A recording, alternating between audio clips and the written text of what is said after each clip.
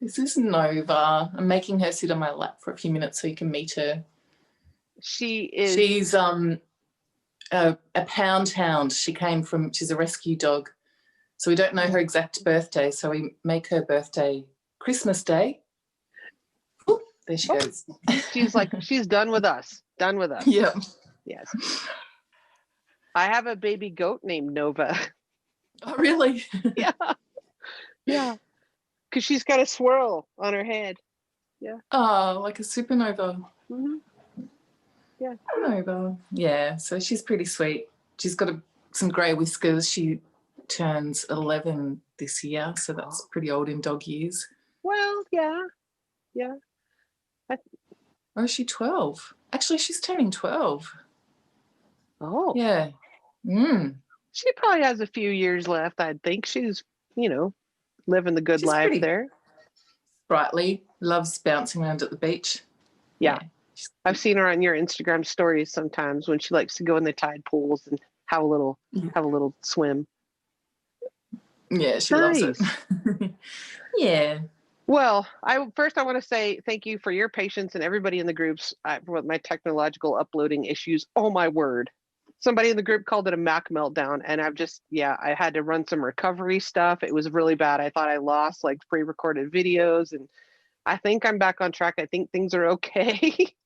But anyway, everybody's been super intense patient. Few days for you. Yeah, it's been hard. It's been bad. Not a lot of sleep. It's been bad. Not a lot of knitting, a lot of cursing. And we didn't even have any adult beverages in the house. There wasn't even any like whiskey to help me. Oh no. I know. So to raid the biscuit stash instead. Yeah. I was trying not to stress eating. I'm trying to be good over the holidays and not, gain a bunch of weight over the holidays. So I was chewing a lot of gum and drinking a lot of water and swearing a lot. But anyway, I hope things are back on track. So thanks for everybody being patient with the uploads, and we'll get it done. So Can you believe it's day 14 and we're over halfway already? I know. It's amazing. It's so good seeing the projects more than half done. People starting the second sleeve on their cardigans and seeing the kits really unfold at this point too. So I'm still not entirely sure what direction they'll go in, but it's been a lot of fun. Yeah. Well, and it's been a lot of fun too, because a couple of days ago we were talking about how like Terina and some of the other dyers, like I think Danny does this too, where after you've seen it and you really, really like it, some of the dyers will have a do-over with kits in after the first of the year. So watch for that. If there's a particular one that you saw that you liked, it might be offered, Yeah. Yeah. And that's always good. Some people like to knit the previous year's kit. For example, this year some people are knitting the 2019 kit. So they know what they're getting, and then each day it's a surprise, and then they'll decide when it's opened what they're going to make that year. Right. Yeah. Or the next year. Yeah. So that's fun. That's fun. Yeah. Well, and for me, like I've said several times, I knew what the whole thing looked like, but it's still fun. It got all mixed up. It's still fun to open them. And I don't remember. I don't remember what all 25 colors were like. So it's still kind of a surprise just because I have a crap memory.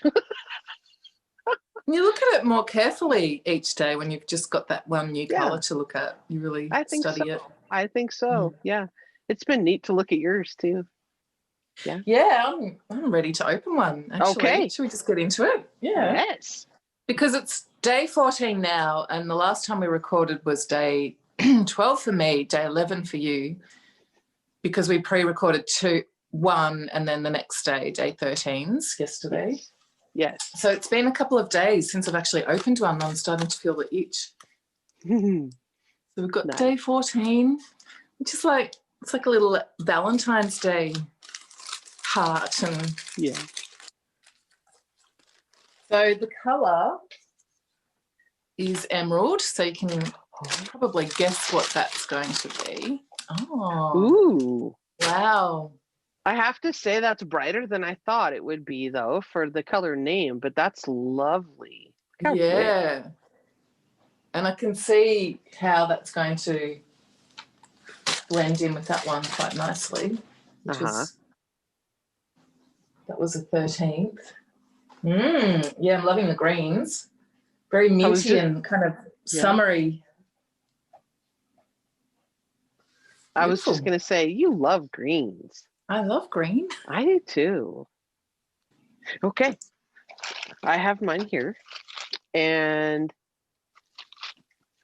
see, they've put little knitted things on there. Oh, cute. They look like throw squares. Yeah, I think that's what they were thinking when they drew them. Okay, this is color number 11, and it's quite a lot of speckles. Look at that. Quite a lot of speckles in that one. I like that a lot. It almost reminds me of sand and, streaks. And let's see what it's called. Oh, grain field. Okay, that makes sense. Yeah. That's going to be fun to knit. Yeah. But I have to catch up. I'm behind now. Time froze for you on day 11, didn't it? Once your video started malfunctioning. I know. And this is actually, day 14. I'm going to write on the back of that tag so I remember what order I want to do them in. Although I guess it doesn't matter really what order I knit them in. But yeah, I'm a little stuck on day 11. But I'll show you the previous 3. Yeah, that's kind of neat. And then, I still have that one on the needles, but I'll finish that this evening if all goes well. So fingers crossed. Yeah. So we don't have a special guest interview today, but we do have a topic that's timely. Oh, but first let's talk about weather, because it's actually there's been changes here. It feels like summer has come. So today our low is 17 degrees, which is about 63 Fahrenheit. That's your low? So that's our low. Wow. So our high is 31 Celsius, which is about 88 Fahrenheit. Oh, that's hot. Warm. Summer's coming. Yeah. Yeah. And we've had the flip the other way. I wondered that's interesting. So, because for a few days there we were having similar daytime temperatures.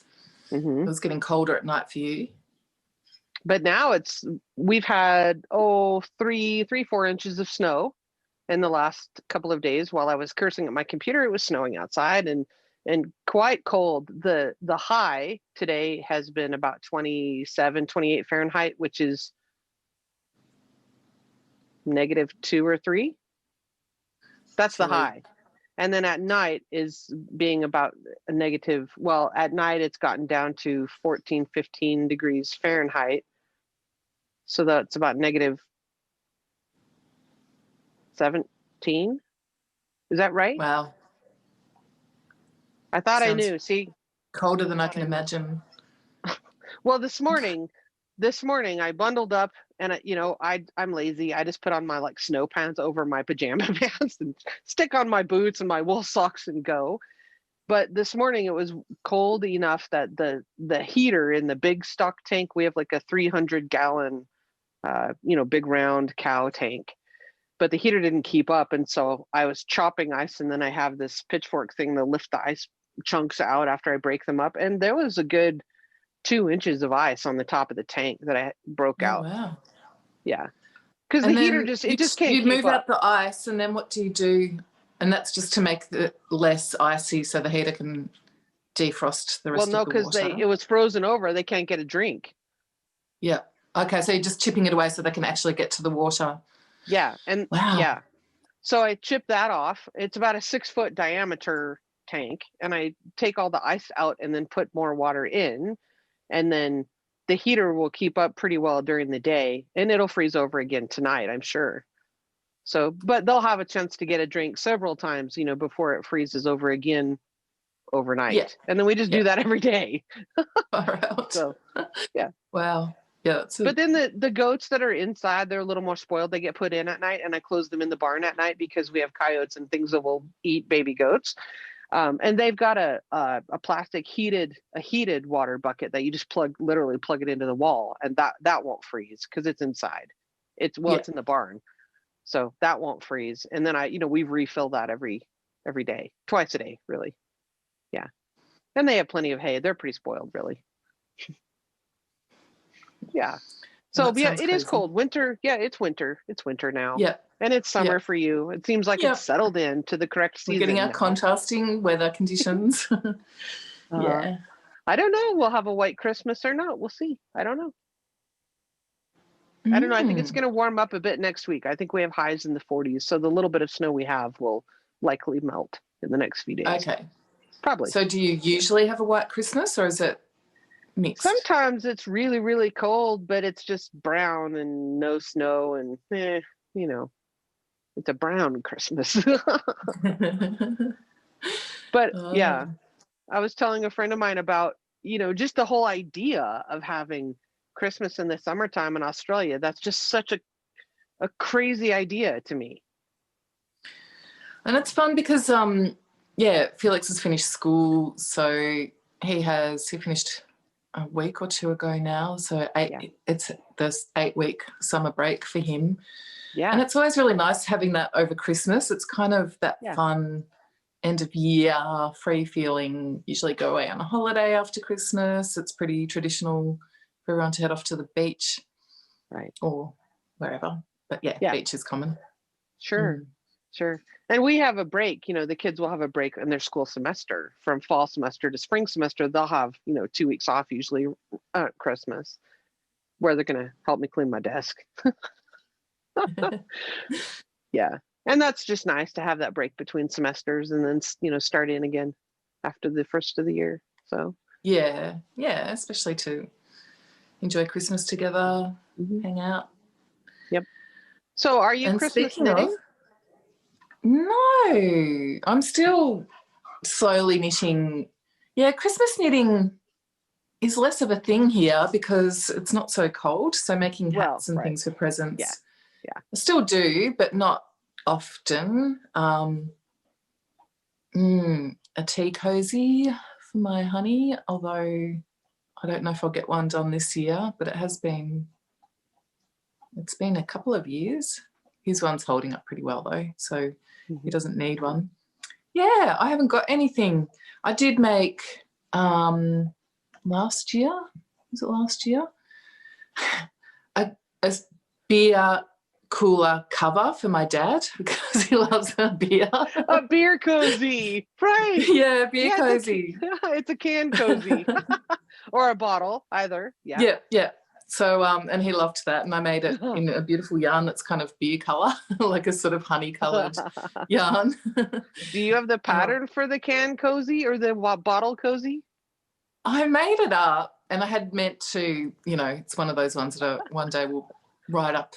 Maybe I'll do it on the blog, do another blog one. So I'll send you a picture and you can pop it up. I'll send you a picture today after the video. The beer cozy, that'd be fantastic. I love that. I did have a nice photo shoot for it, so.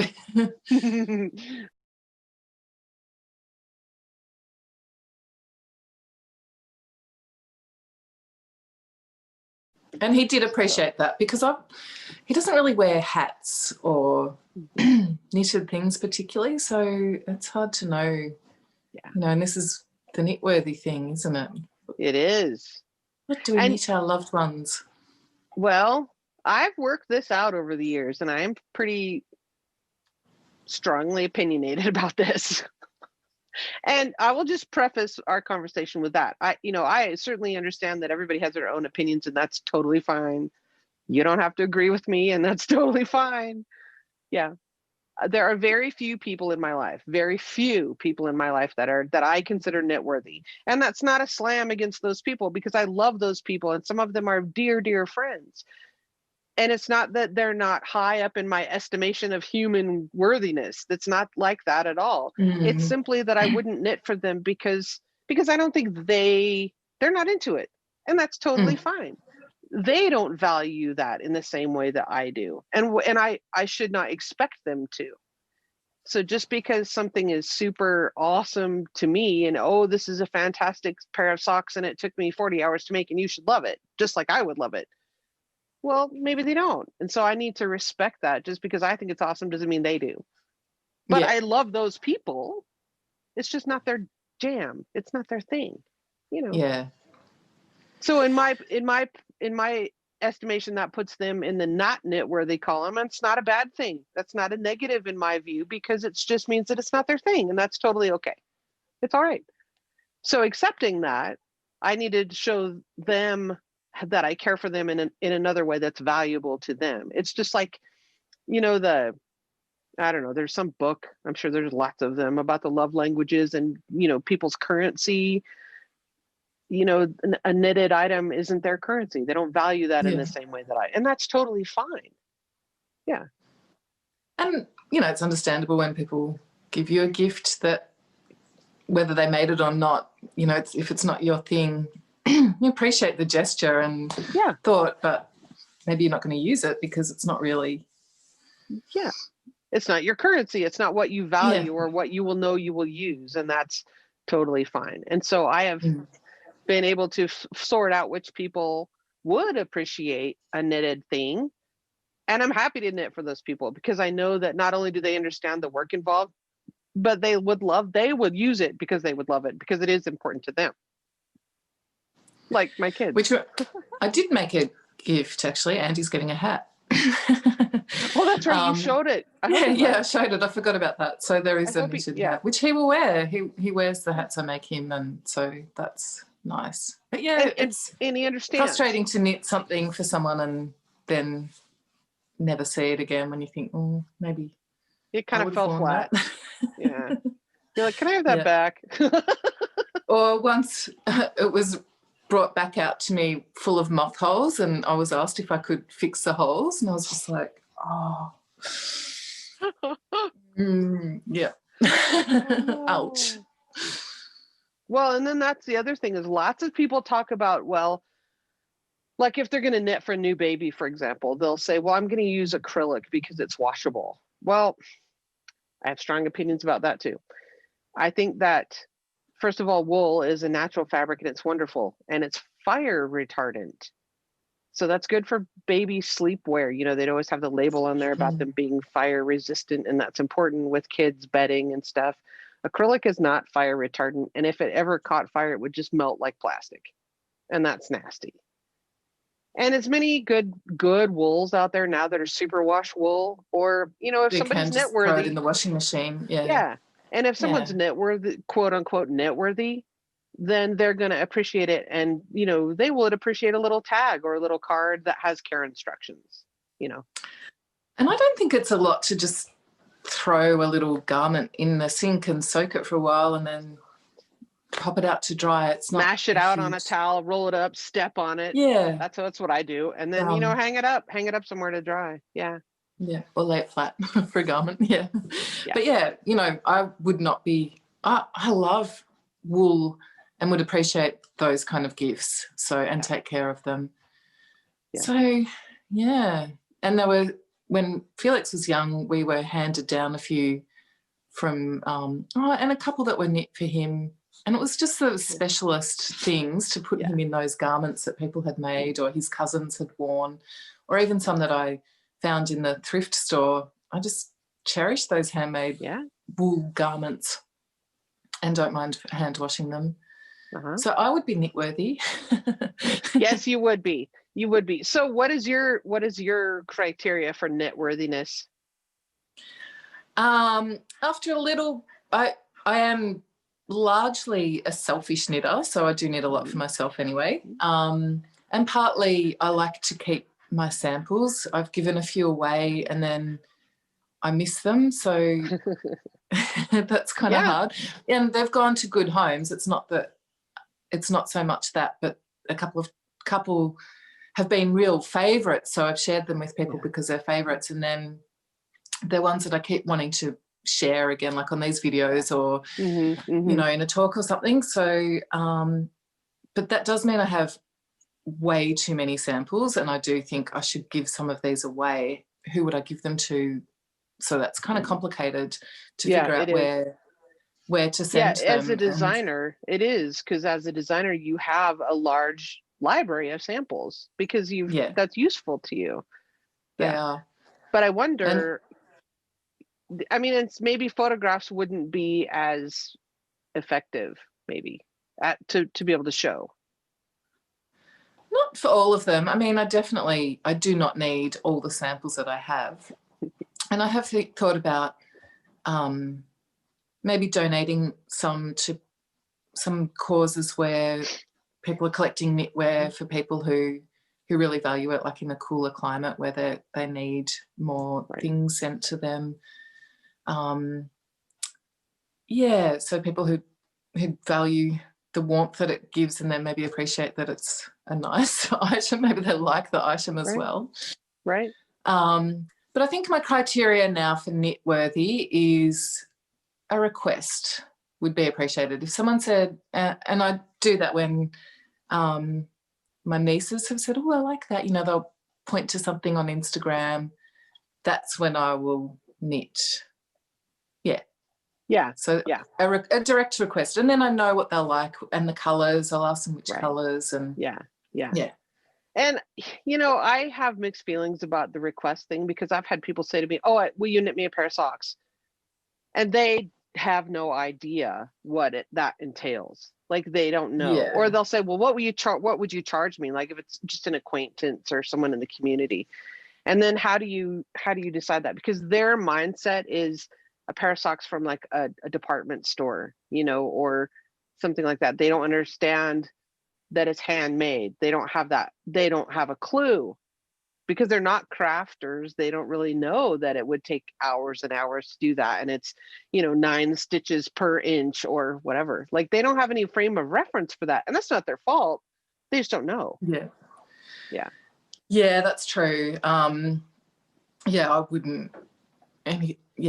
A hat, a request for a hat or something that's already, that's, and I haven't, I suppose a few people have sort of hinted about garments and things, but I just say, oh, look, I'm pretty busy, and there are people out there who love to knit for people who, make a little bit of money out of it, but probably not that, what would be a legitimate hourly rate. Otherwise people wouldn't pay hundreds, thousands of dollars for the garment. Right. Yeah, it's tricky. Babies too, I do like to make baby gifts. They're so cute and they're pretty fast, and it's just kind of they don't take a lot of yarn. And even if they just end up if that baby doesn't wear it but they end up being passed along, someone's baby will probably wear it. Right.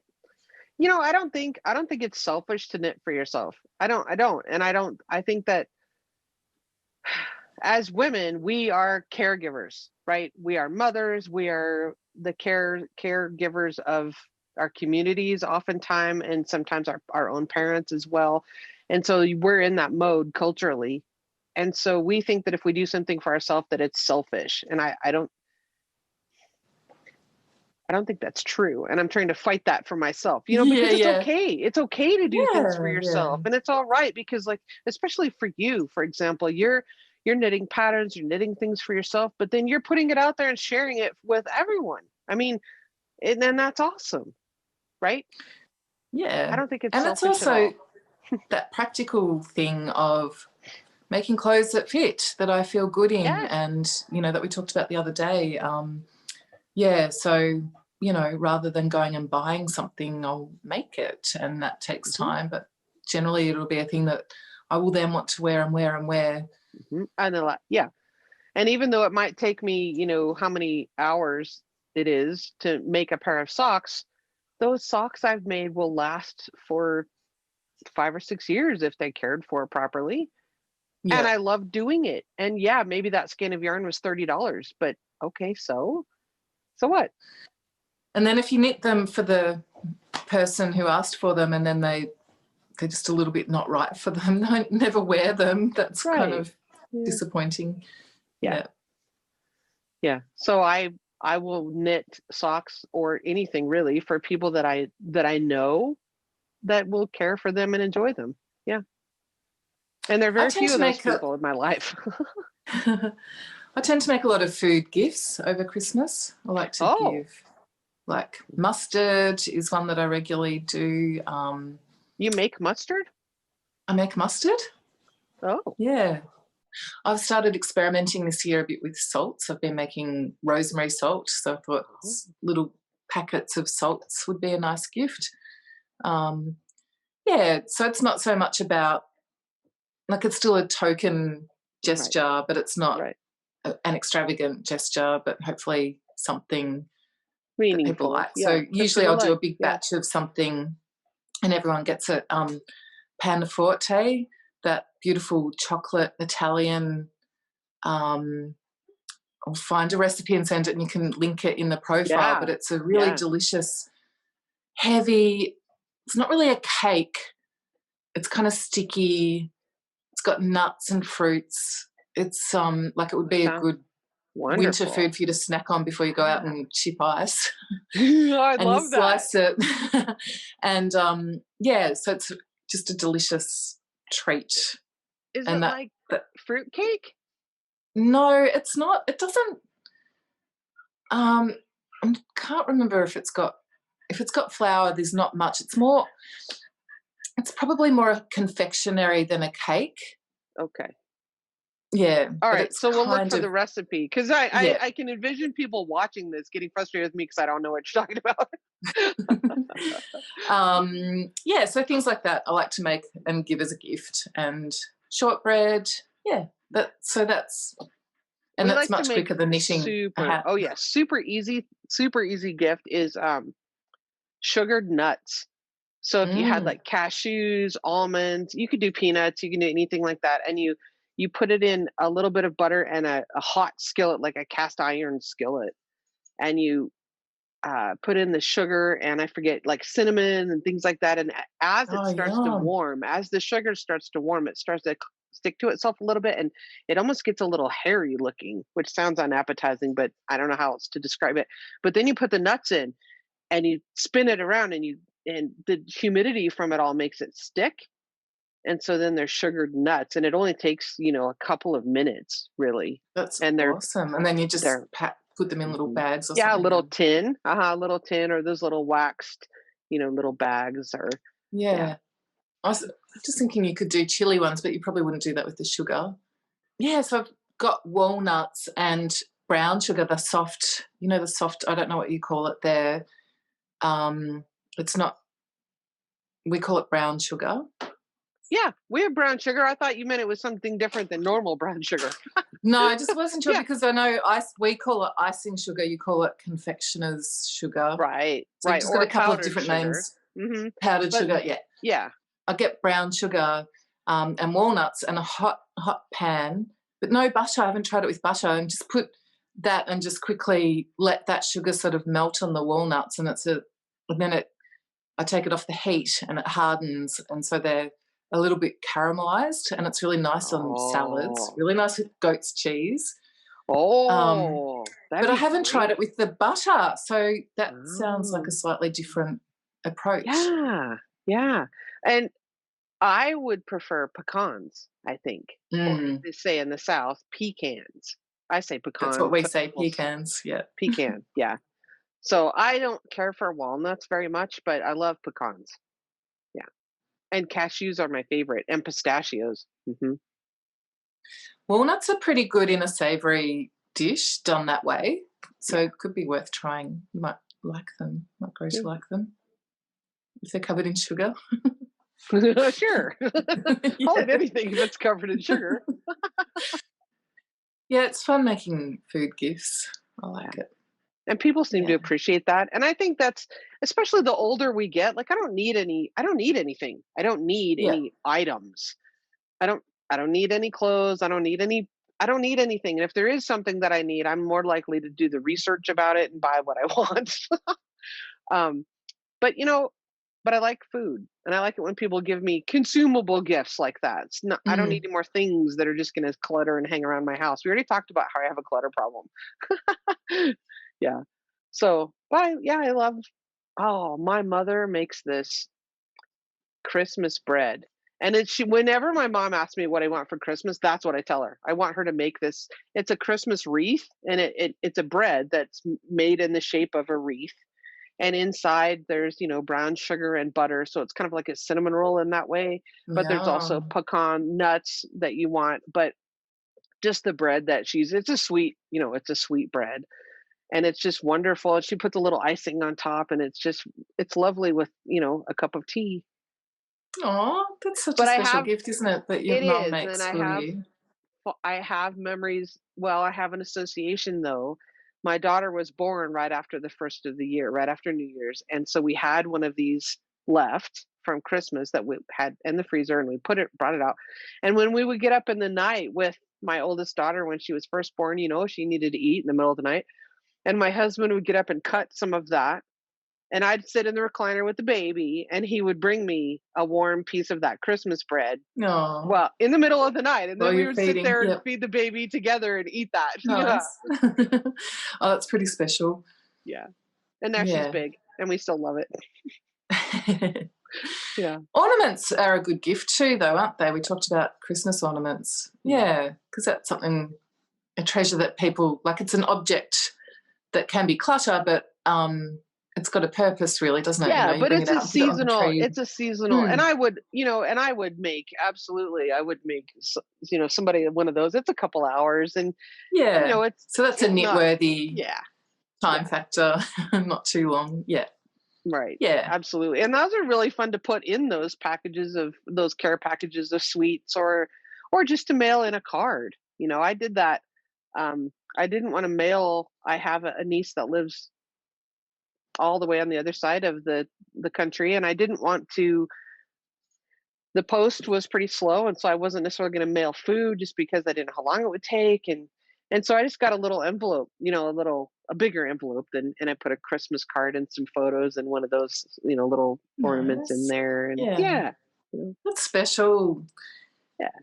Yeah, and then people treasure those things for years. Yeah, I think that's a good knit-worthy. And hats are generally pretty fast and fun, and most people will enjoy a hat.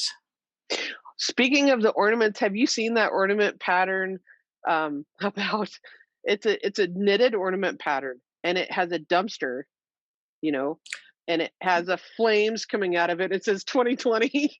I think I have actually. Yes. Burn 2020 in the dumpster. We should make those. Yeah. And dishcloths too. That makes me think, that might be a good dishcloth given the size. But they're good gifts as well. Yeah. Yeah, I like making dishcloths. It's good TV knitting. And practical. And your rose is and just a reminder to people, if they haven't tuned in before, that's a rose that Ambah made just a few days ago, and you have that pattern on Ravelry and on your website, on your blog. Yeah, I'll link it down below as well. Again, a few people have been knitting these. One lady shared a picture. She's matching the roses in her garden, so choosing yarn the same color and matching.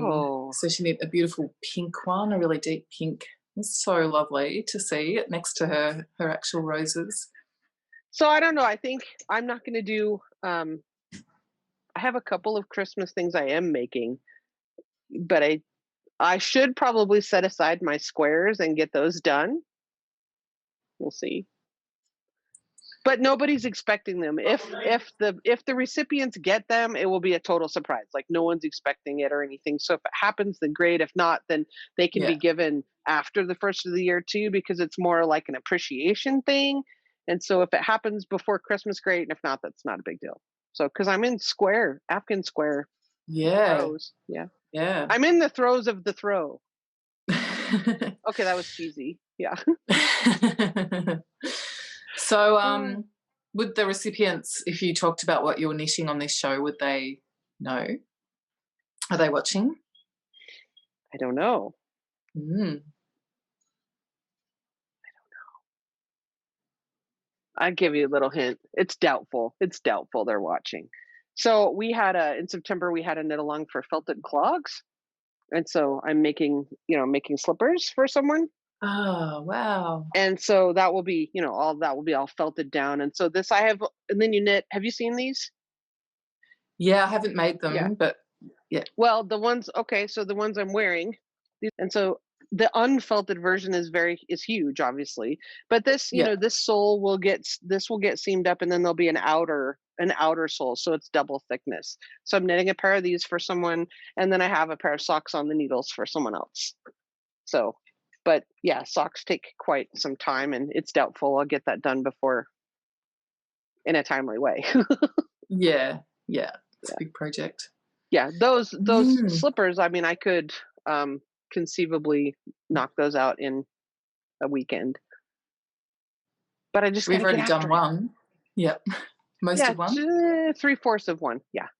Well, I do have a tea cozy on the list to make for someone soon, but it's going to be for a birthday in January, so make that. But I have lots of whips. We've talked about that. Some of them are for me and some of them are not. So like I have a pair of socks going for one of my kids. Be interesting to maybe have people tell us in the comments about their knit-worthy gifts. Yes. And requirements. I would love to hear back from people in the groups and the comments down below. Either way, like, what's your opinion of that? And the baby stuff is so much fun just because it's too little. Baby socks are the best. Baby socks. Do you knit socks? No, I don't. I'm not a sick sock knitter. I'd like to make some slippers though, like those. They'd be good. I'd wear them. I think I would enjoy wearing socks, but I'm just worried about spending all that time on them and then wearing holes in them and being disappointed by that. So, yeah, but I have a video about how to darn your socks. Yeah, I could just fix them. Yeah. Because and it's usually, I mean, if you get yarn that, you know, sock yarn that has a little nylon, or if you're trying to eliminate nylon and plastic from your life, then, you know, there's strategies to reinforce the heels and the toes to reinforce that and kind of mitigate wearing holes. Yeah. Yeah. And I mean, it ought to be a good couple of years before you have to worry about that. And then you can. It's on my list. I will one day make myself some socks. You have to enjoy the tiny needles, though. Yeah. But you have a lot of sock yarn, don't you? I do. Plenty. Okay, well, when you get ready to knit socks, let me know. We'll be sock sisters and we'll knit a pair together. Oh, that's nice. Okay. You can be my sock buddy. That's right. I would. Well, excellent. I look forward to day 15 tomorrow. All right. See you then. See ya.